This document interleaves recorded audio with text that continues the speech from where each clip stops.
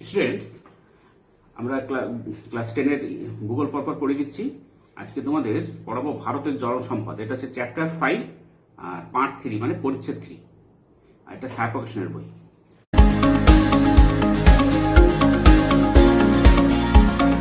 দেখো, ভারতের জল সম্পদ উত্তরে গঙ্গা, ব্রহ্মপুত্র, সিন্ধু থেকে শুরু করে দক্ষিণে গোদাবরী, কৃষ্ণা, কাবেরী ইত্যাদি বহু নদ নদীর জলে পুষ্ট এই দেশ বর্ষাকালে মৌসুমী বৃষ্টিপাতের ফলে নদ নদীগুলির সঙ্গে অসংখ্য খাল, বিল, জলাশয় ও হ্রদগুলো ভরে যায়। আবার কিছু জল মাটির তলায় প্রবেশ করে ভূগর্ভস্থ জলের ভান্ডার তৈরি করে। এভাবে ভারতবর্ষে সৃষ্ট বিশাল জলের ভান্ডার হলো ভারতের জলসম্পদ। দেখো, সম্পদ হচ্ছে যেটা আমাদের কোনো কাজে লাগে, সেটাই আমাদের সম্পদ। তা জল তো আমাদের সবচেয়ে, জলই জীবন, তাহলে জল হচ্ছে সবচেয়ে বড় সম্পদ।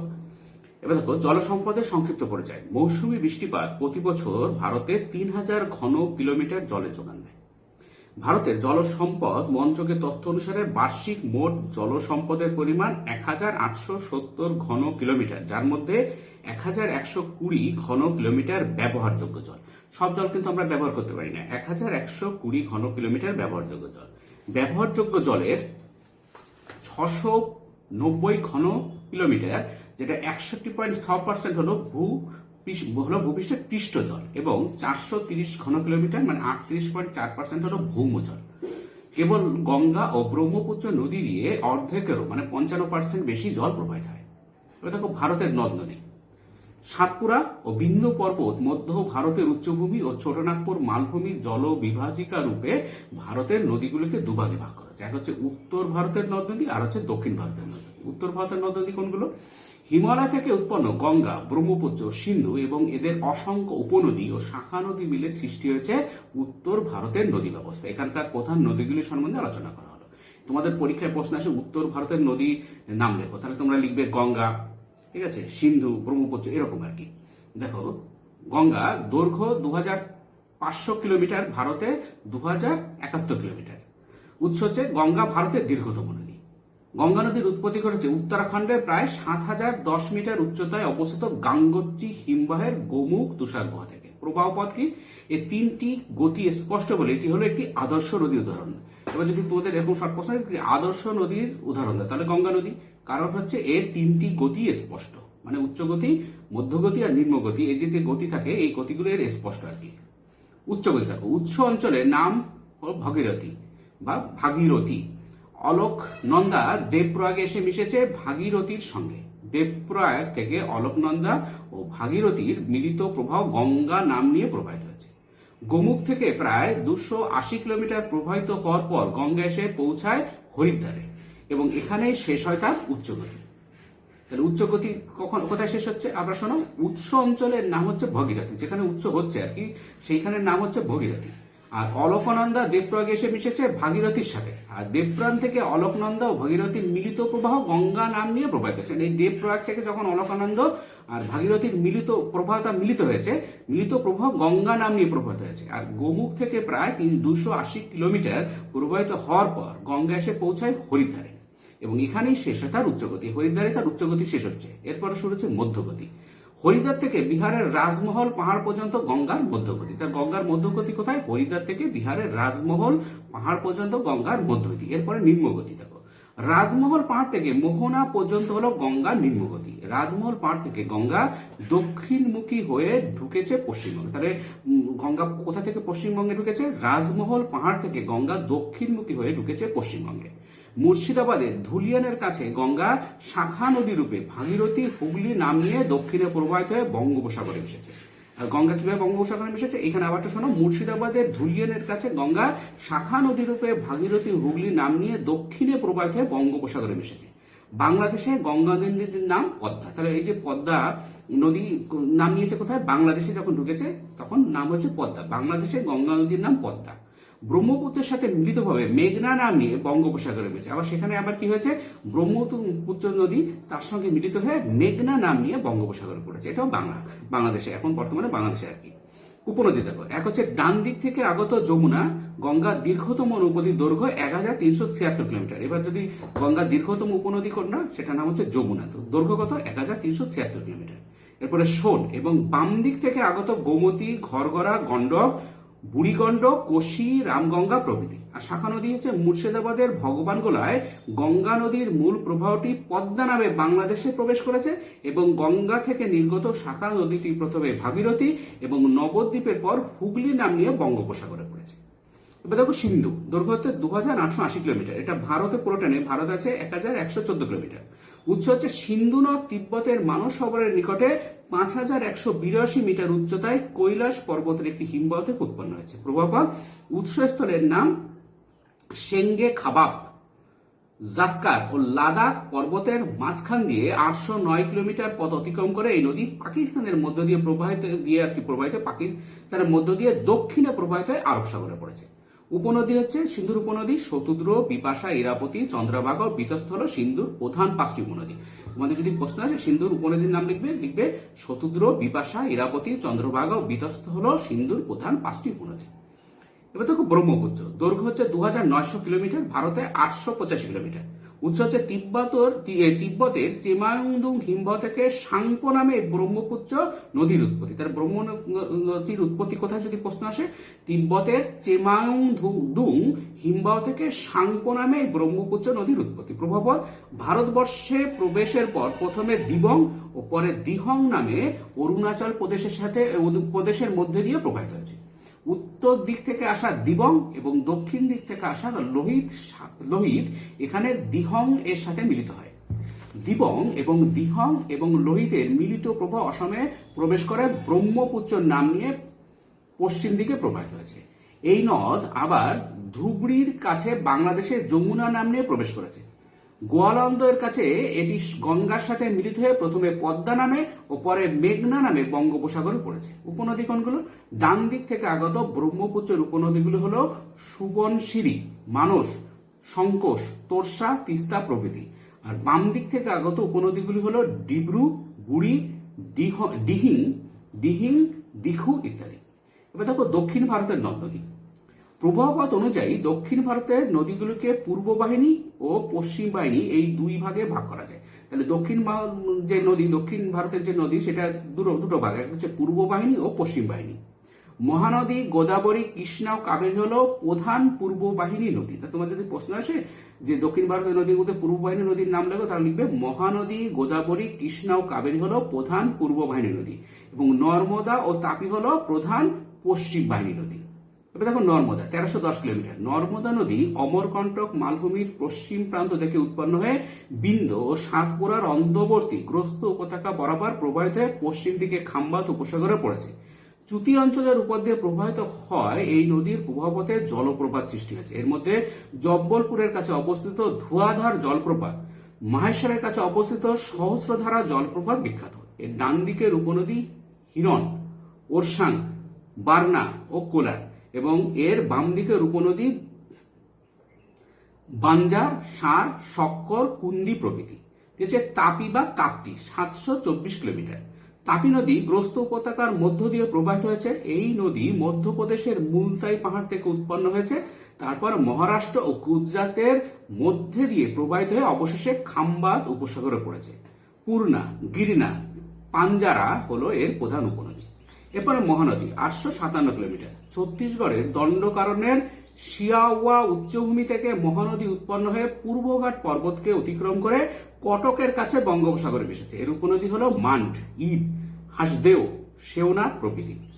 গোদাবরী দেখো 1465 কিলোমিটার। দক্ষিণ ভারতের নদীগুলির মধ্যে বৃহত্তম ও দীর্ঘতম হলো গোদাবরী। এবার যদি তোমাদের প্রশ্ন আসে দক্ষিণ ভারতের নদীগুলির মধ্যে বৃহত্তম ও দীর্ঘতম নদীর নাম হলো, তাহলে হবে গোদাবরী। তাই একে দক্ষিণের গঙ্গাও বলে, বা দক্ষিণের গঙ্গা কোন নদীকে বলা হয়? একই কথা, গোদাবরীকে দক্ষিণের গঙ্গা বলা হয়। কেন? দক্ষিণ ভারতের নদীগুলির মধ্যে বৃহত্তম ও দীর্ঘতম হলো গোদাবরী, তাই একে দক্ষিণের গঙ্গাও বলে। এ নদী মহারাষ্ট্রে পশ্চিমঘাট পর্বতমালার ত্রিম্বক মালভূমি থেকে উৎপন্ন হয়ে পূর্ব দিকে প্রবাহিত হয়ে বঙ্গোপসাগরে পড়েছে। এর ডান তীরের উপনদী মঞ্জিরা এবং বাম তীরের উপনদী হল পেনগঙ্গা, ওয়ার্ধা, ওয়েনগঙ্গা, ইন্দ্রাবতী ও শবরী। এরপর একটু টুকরো কথা জানো, ব্রহ্মপুত্র নদের মাজুলি ভারতের সর্ববৃহৎ নদীচর বা দ্বীপ। আর নর্মদা ও তাপ্তিতে বদ্বীপ নেই, কারণ গ্রস্ত উপত্যকার খাড়া ঢালের মধ্য দিয়ে নদী দুটি প্রবাহিত হয়েছে এবং এদের মোহনায় ঢাল এত বেশি যে পলি জমতে পারে না, এই জন্য কখনো বদ্বীপ তৈরি হয়নি। আর ব্রহ্মপুত্র নদের মাজুলি ভারতের সর্ববৃহৎ নদীচর বা দ্বীপ। এরপরে দেখো কৃষ্ণা, 1400 কিলোমিটার, 1400 কিলোমিটার। এই নদীর উৎপত্তি হয়েছে পশ্চিমঘাট পর্বতমালার মহাবালেশ্বরের উত্তরাংশ থেকে এবং তারপর পূর্ব বাহিনী হয়ে বঙ্গোপসাগরে এসে মিশেছে। কয়না, ঘাটপ্রভা, মালপ্রভা, ভীমা, তুঙ্গভদ্রা, মুসি প্রভৃতি হলো এর উপনদী। কাবেরী দেখো 805 কিলোমিটার।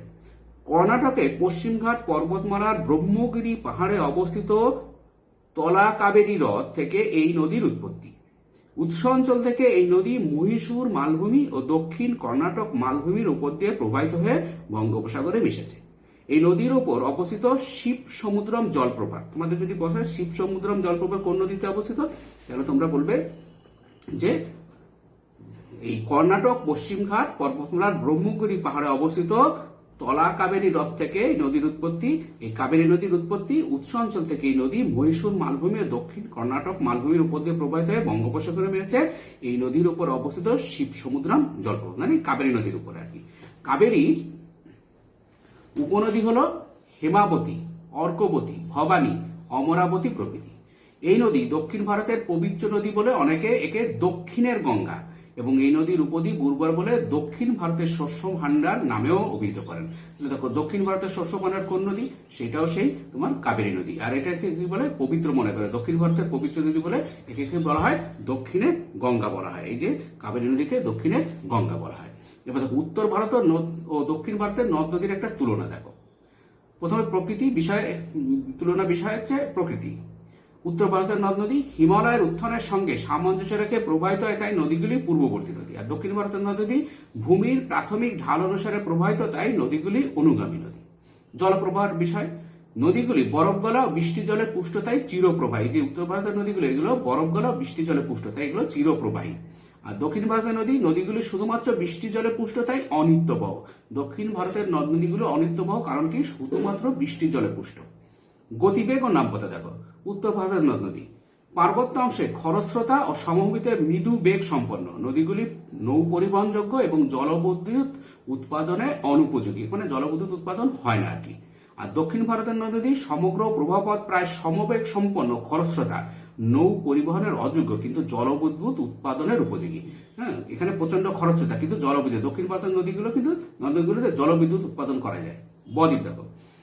উত্তর ভারতের নদীর ক্ষেত্রে নদীগুলি দৈর্ঘ্য বড় হয় মোহনায় সুবিশাল বদ্বীপ সৃষ্টি করেছে উত্তর ভারতের নদীতে। আর দক্ষিণ ভারতের নদীতে নদীগুলির দৈর্ঘ্য খুব বড় নয়, তাই মোহনায় ছোট বদ্বীপ সৃষ্টি করেছে। এবার দেখো আদর্শ নদী। উত্তর ভারতের নদীগুলোর মধ্যে নদীগুলির উচ্চ মধ্য নিম্ন গতি মোটামুটি স্পষ্ট, তাই এরা আদর্শ নদী। যে উত্তর ভারতের নদীগুলোর মধ্যে তিনটে গতি স্পষ্ট, মানে উচ্চ গতি, মধ্য গতি আর নিম্ন গতি। নদীর এই তিনটে গতি মোটামুটি স্পষ্ট, তাই এরা আদর্শ নদী। তোমাদের যদি প্রশ্ন আসে আদর্শ নদী কোনটা, বলবে যে নদীর উচ্চ মধ্য নিম্ন গতি মোটামুটি স্পষ্ট, তাকে আদর্শ নদী বলে। আর দক্ষিণ ভারতের নদীর মধ্যে প্রধানত পর্বত, মালভূমি ও বদ্বীপ প্রবাহ থাকায় নদীগুলি আদর্শ নদী নয়। ভূমিরূপের বিষয়ে পার্থক্য কি আছে? উত্তর ভারতের নদী অধিকাংশ পথ পলিগঠিত সমভূমির মধ্য দিয়ে প্রবাহিত হয়। বিশাল প্লাবনভূমি, নদী বা অশ্বক্ষাকৃতি হ্রদ, নদীচর সৃষ্টি হয়েছে। তোমার যদি বলে অশ্বক্ষাকৃতি হ্রদ কোন জায়গায় দেখা যায়, উত্তর ভারতের নদীতে অশ্বক্ষাকৃতি হ্রদ দেখা যায়, নদীচর দেখা যায়। তার দক্ষিণ ভারতের নদীর মধ্যে প্রায় পুরো শক্ত পাথরের ভূমির উপর মধ্যে দিয়ে প্রবাহিত হয় প্লাবনভূমি, নদী বা অশ্বক্ষাকৃতি হ্রদ, নদীচর বিশেষ গড়ে ওঠেনি, কারণ এখানে পাথরে শক্ত জমি ভূমির উপর দিয়ে প্রবাহিত হয় দক্ষিণ ভারতের নদী, সেই জন্য এখানে এইগুলো গড়ে ওঠেনি। এবার দেখো অন্তবাহিনী নদী কি জিনিস। যেসব নদী সমুদ্র পতিত না হয়ে দেশের ভিতরে কোনো হ্রদ বা জলাশয়ে তার প্রবাহ শেষ করে সেগুলিকে অন্তবাহিনী নদী বলে। যেমন লুনি নদী আনাসাগর হ্রদ থেকে উৎপত্তি হয়ে কচ্ছের রণে পড়েছে। তোমার যদি প্রশ্ন আসে অন্তবাহিনী নদী কি, আবার শোনো, যেসব নদী সমুদ্রে পতিত না হয়ে দেশের ভিতরেই কোনো হ্রদ বা জলাশয়ে তার প্রবাহ শেষ করে সেগুলিকে অন্তবাহিনী নদী বলে। যেমন লুনি নদী আনাসাগর হ্রদ থেকে উৎপত্তি হয়ে কচ্ছের রণে পড়েছে। আবার যদি তোমাদের প্রশ্ন আসে একটা অন্তবাহিনী নদীর উদাহরণ দাও, তখন বলবে লুনি নদী। হ্রদ ও উপহ্রদ দেখো। ভারতের দুই ধরনের হ্রদ রয়েছে, এক হচ্ছে সুপেয় জলের হ্রদ আর হচ্ছে লবণাক্ত জলের হ্রদ। সুপেয় হ্রদের কোনগুলো? যেমন জম্মু ও কাশ্মীরের উলার ভারতের বৃহত্তম সুপেয় জলের হ্রদ। যদি প্রশ্ন আসে ভারতের বৃহত্তম সুপেয় জলের হ্রদ কোনটা, যেটা পান করা যায় কি, জম্মু ও কাশ্মীরের উলার।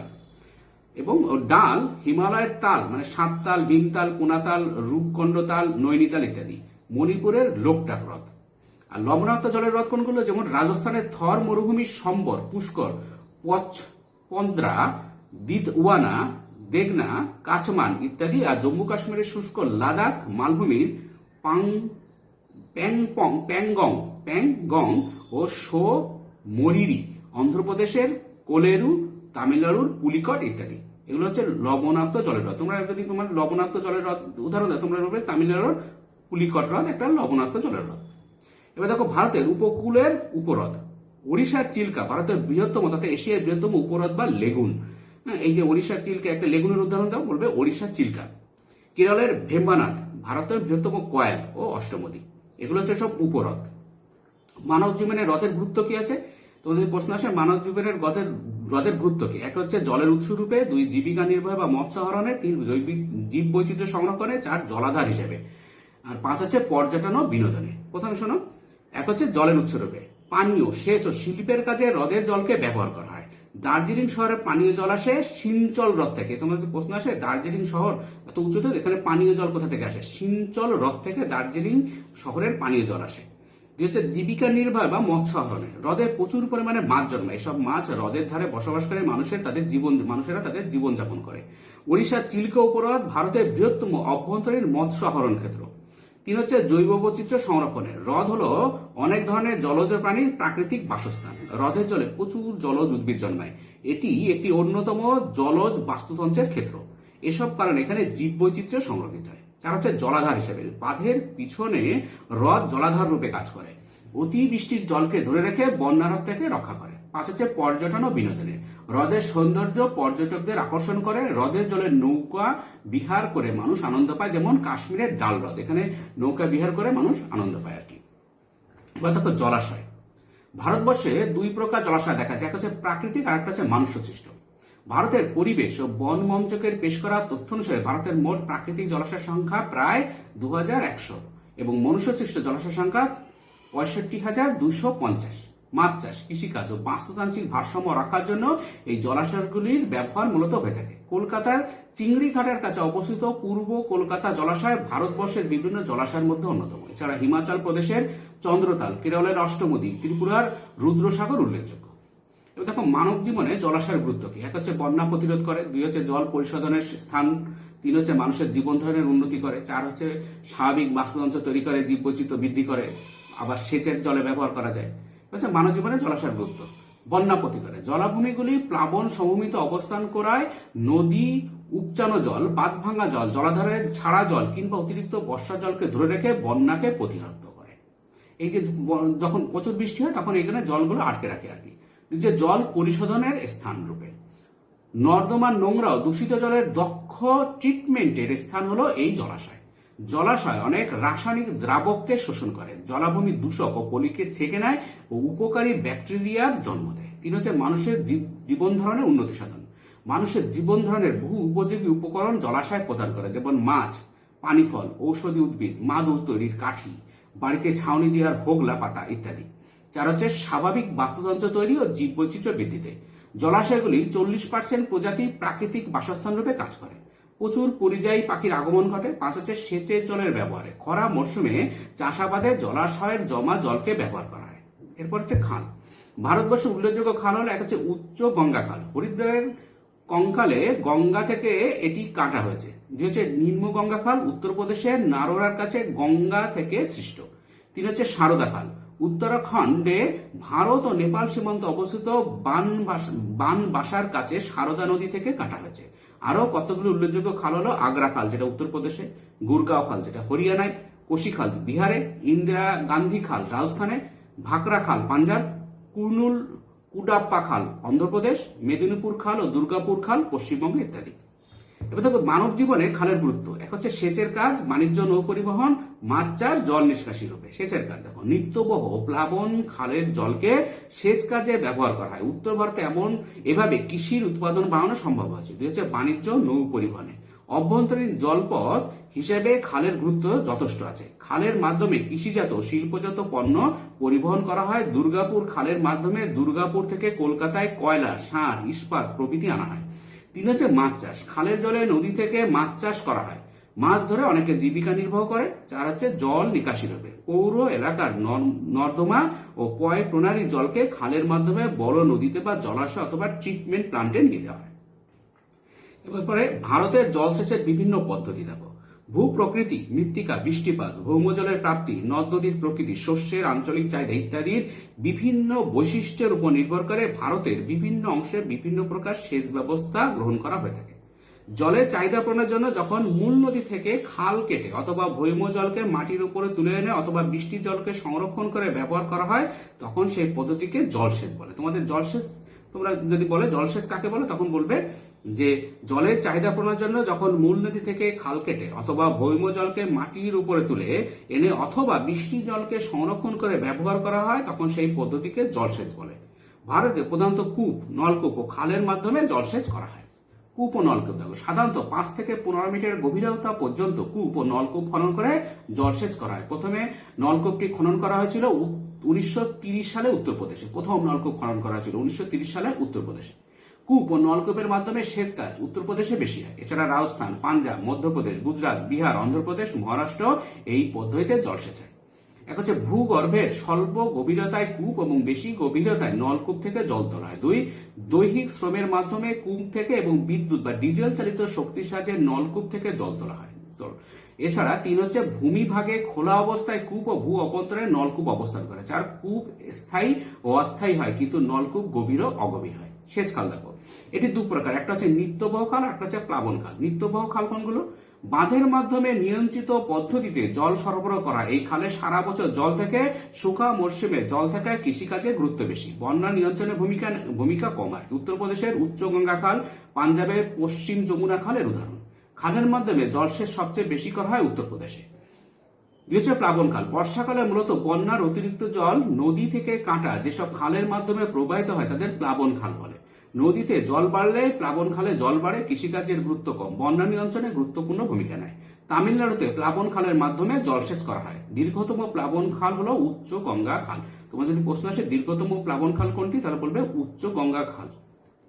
এবার দেখো জলসেচের গুণাগুণ, জলসেচের মাধ্যমে সুবিধা অসুবিধা কি। কূপ ও নলকূপ, এক হচ্ছে সরল ও সুলভ পদ্ধতি। কূপ ও নলকূপ খননে চাষের জমি নষ্ট হয় না, সারা বছর জল পাওয়ার সম্ভাবনা থাকে, নিয়মিত রক্ষণাবেক্ষণ প্রয়োজন। আর অসুবিধা কি? কঠিন শিলাস্তর কূপ খননে ব্যয় সাপেক্ষ। 2 হচ্ছে বৃহত্তম অঞ্চলে চাষের অনুপযুক্ত, অল্প জায়গায় চাষ করা যায়, বৃহত্তম অঞ্চলে এটা সম্ভব নয়। 3 হচ্ছে খরা মরশুমে ভৌম জলস্তর নেমে গেলে কূপ শুকিয়ে যায়। 4 হচ্ছে অতিরিক্ত জল উত্তোলনে নিচে থেকে আর্সেনিক লবণ উঠতে পারে, একটা প্রবলেম, আর্সেনিক ওঠে অতিরিক্ত জল তুললে। খাল, এক হচ্ছে খালের সুবিধা কি? এক হচ্ছে বিস্তৃত অঞ্চলে জলসেচ করা সম্ভব। 2, খালের মাধ্যমে পলি বাহিত হয়ে জমির উর্বরতা বাড়ায়। 3, জল প্রবাহকে নিয়ন্ত্রণ করে সারা বছর জলসেচ করা হয়। অসুবিধা কি দেখো খালের মাধ্যমে? খালের দুধারে জমিগুলি স্যাঁতসেঁতে অনুর্বর হয়, খরা মরশুমে জল না থাকায় সেচ করা যায় না। 3, খাল কাটার সময় চাষযোগ্য জমি নষ্ট হয়। 4, সংস্কারহীন খালে পলি জমে ও বর্ষার বন্যা সৃষ্টি হয়। এবার দেখো ভৌমজলের অতিরিক্ত ব্যবহার এবং এর প্রভাব কি। এক হচ্ছে মাটিতে লবণতা বৃদ্ধি। অতিরিক্ত জল উত্তোলনে ভূগর্ভের জলে লবণের পরিমাণ বেড়ে যায়।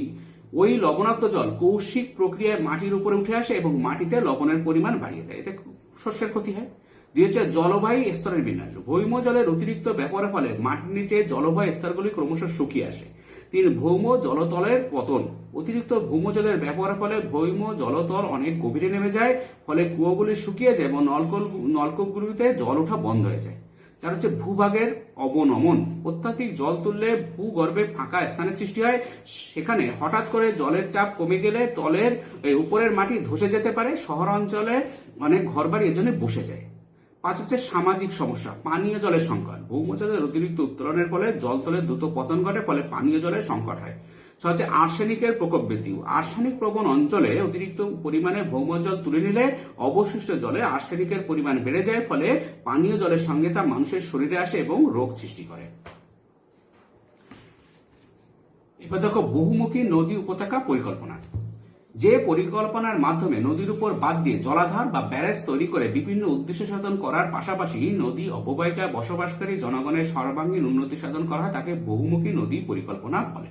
তোমাদের প্রশ্ন আসে বহুমুখী নদী পরিকল্পনা কি বা কাকে বলে। পরিকল্পনার উদ্দেশ্য হচ্ছে 1 হচ্ছে বন্যা নিয়ন্ত্রণ, 2 জলসেচ, 3 জলবিদ্যুৎ উৎপাদন, 4 মৎস্য চাষ, 5 পর্যটন, 6 নৌ পরিবহন, 7 পানীয় জলের যোগান, 8 শিল্পে জলের যোগান ইত্যাদি। এর মাধ্যমে সংশ্লিষ্ট অঞ্চলের পরিবেশগত ভারসাম্য বজায় রেখেও সামগ্রিক সামাজিক ও অর্থনৈতিক উন্নয়নের প্রচেষ্টা করা হয়। ভারতের প্রধান নদী উপত্যকা পরিকল্পনাগুলি হলো পাঞ্জাবের বিপাশা শতদ্র নদীর উপর নির্মিত ভাকরা নাঙ্গাল পরিকল্পনা, এটি ভারতের বৃহত্তম বহুমুখী নদী পরিকল্পনা উপত্যকা পরিকল্পনা। 2 হচ্ছে বা বি ঝাড়খণ্ড ও পশ্চিমবঙ্গের দামোদর নদের উপর দামোদর উপত্যকা পরিকল্পনা। সি ওড়িশার মহানদীর উপর হীরাকুদ পরিকল্পনা। ডি বিহারের কোশি নদীর উপর কোশি পরিকল্পনা। ই উত্তরপ্রদেশ ও বিহারের যৌথ উদ্যোগে গন্ডক নদীর উপর গন্ডক পরিকল্পনা। এফ অন্ধ্রপ্রদেশ ও কর্ণাটকের তুঙ্গভদ্রা নদীর উপর তুঙ্গভদ্রা পরিকল্পনা। 9 মধ্যপ্রদেশ ও মহারাষ্ট্রের নর্মদা নদীর উপর নর্মদা উপত্যকা পরিকল্পনা।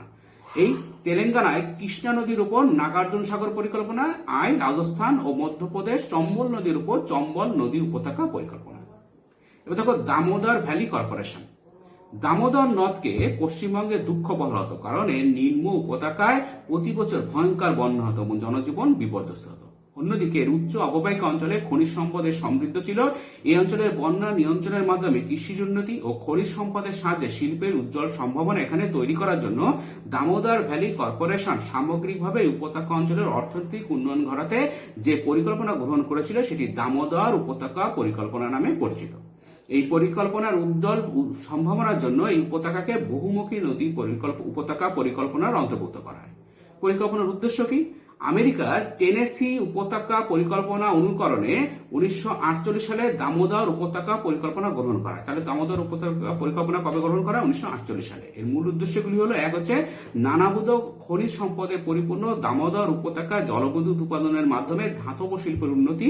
2 নিম্ন উপত্যকা অঞ্চলে বন্যা ও ম্যালেরিয়া নিয়ন্ত্রণ। 3 জলাধারের জলসেচের কাজে ব্যবহার করে কৃষি ব্যবস্থার উন্নতি ও পতিত জমির পুনরুদ্ধার। 4 নৌ পরিবহন ব্যবস্থার উন্নয়ন। 5 পার্শ্ববর্তী অঞ্চলের বনভূমি সৃজনের মাধ্যমে পরিবেশ দূষণ রোধ ও মৃত্তিকা সংরক্ষণ। 6 জনস্বাস্থ্য রক্ষা ও মৎস্য চাষ। 7 পর্যটন কেন্দ্রের বিকাশ। এবার দেখো পরিকল্পনা থেকে প্রাপ্ত সুবিধা কি? এক হচ্ছে বন্যা নিয়ন্ত্রণ। দামোদর পরিকল্পনায় বাঁধ ও জলাধারগুলি স্থাপনের ফলে নিম্ন উপত্যকায় বন্যা নিয়ন্ত্রণ করা সম্ভব হয়েছে। 2 জলসেচ ও কৃষি উন্নয়ন। জলাধারগুলি থেকে কাটা সেচকালের মাধ্যমে রাঢ় অঞ্চলের জেলাগুলিকে কৃষিকাজে উন্নতি করা গেছে এবং বহু ফসলি কৃষি ব্যবস্থা গড়ে উঠেছে। 3 হচ্ছে বিদ্যুৎ কেন্দ্র স্থাপন। তিলাইয়া, কোনার, পাঞ্চেত থেকে জলবিদ্যুৎ উৎপাদন হচ্ছে এবং অনেকগুলি তাপবিদ্যুৎ কেন্দ্র স্থাপিত হয়েছে। এই বিদ্যুৎ পশ্চিমবঙ্গ, ঝাড়খণ্ড, বিহারে সরবরাহ করা হচ্ছে।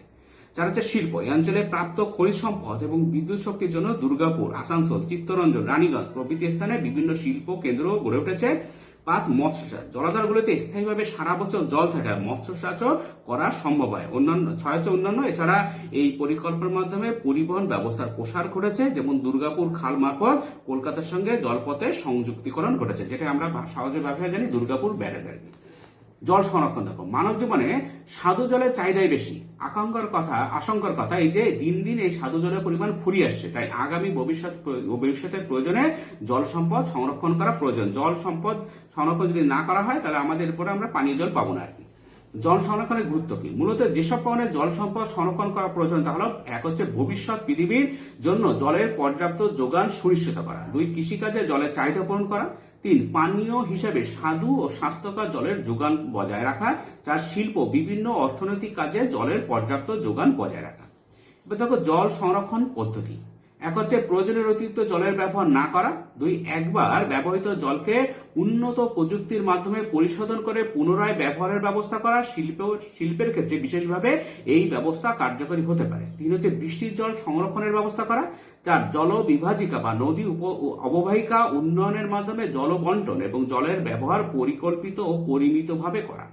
5 যথাযথ কৃষি ব্যবস্থাপনার পরিকল্পনাকরণ, যাতে কৃষির প্রয়োজনে মাটি থেকে অতিরিক্ত জলের শোষণ না ঘটে। 6 সরকার কর্তৃক বিভিন্ন পরিকল্পনা গ্রহণ করা, যেমন পশ্চিমবঙ্গ সরকারের জল ধরো জল ভরো নীতি। এবার দেখো নদী অববাহিকা বা জল বিভাজিকার উন্নয়ন। জনগণের কল্যাণের উদ্দেশ্যে জল বিভাজিকা বরাবর জল সম্পদ, মৃত্তিকা ও বনভূমি সংরক্ষণ ও যথাযথ ব্যবহারের পরিকল্পনা ও তার রূপায়ণ ব্যবস্থাকে জল বিভাজিকা উন্নয়ন বলে। জল বিভাজিকাগুলিকে শুষ্ক অঞ্চলের ও বৃষ্টিবহুল অঞ্চলের পরিপ্রেক্ষিতে ব্যবস্থাপনা করা দরকার। এক হচ্ছে শুষ্ক অঞ্চলের জল বিভাজিকায় গৃহীত ব্যবস্থাগুলি হলো, এক হচ্ছে খরার সময় জলের উপর ঢাকা দিয়ে বাষ্পীভবন নিয়ন্ত্রণ করা। 2 জলের অনুস্রাবন বন্ধ করার জন্য নদী খাতকে সিমেন্ট দিয়ে বাঁধানো। 3 শুষ্ক কৃষি পদ্ধতি অবলম্বনের গুরুত্ব দেওয়া। 4 বর্ষা শুরুতে মাটিতে লাঙল দিয়ে রাখা যাতে মাটির জল ধরে রাখার ক্ষমতা বাড়ে। 5 ঢালের পাদদেশে গর্ত করে বৃষ্টির জল জমিয়ে রাখার বন্দোবস্ত করা। 6 জলাশয়গুলিকে গভীর করে বৃষ্টির জলের দ্বারা ভৌম জলস্তরের বৃদ্ধি ঘটানো। 7 বেশি সংখ্যক পুকুর কেটে তাতে বৃষ্টির জল ধরে রাখা। 2 হচ্ছে বৃষ্টিবহুল অঞ্চলে জলবিভাজিকায় গৃহীত ব্যবস্থাগুলি কি কি? এক হচ্ছে ধারণ অববাহিকা অঞ্চলে সিঁড়ির মতো বড় বড় ধাপ কেটে জল ধরে রাখার জায়গা তৈরি করা। 2 নদীতে আড়াআড়ি ছোট ছোট বাঁধ তৈরি করে জল ভান্ডার গড়ে তোলা। 3 ভূমিধস আটকানোর ব্যবস্থা করা। 4 ধারণ অববাহিকা অঞ্চলে গাছ লাগিয়ে মাটি সংরক্ষণ করা যাতে বৃষ্টির জল মাটির নিচে যেতে পারে। 5 নদী খাতগুলিকে পরিষ্কার রাখা যাতে জল সহজেই বেরিয়ে যেতে পারে। এবার হচ্ছে বৃষ্টির জল সংরক্ষণ। জল সম্পদ সংরক্ষণের অন্যতম কার্যকারী পদ্ধতি হলো বৃষ্টির জল সংরক্ষণ।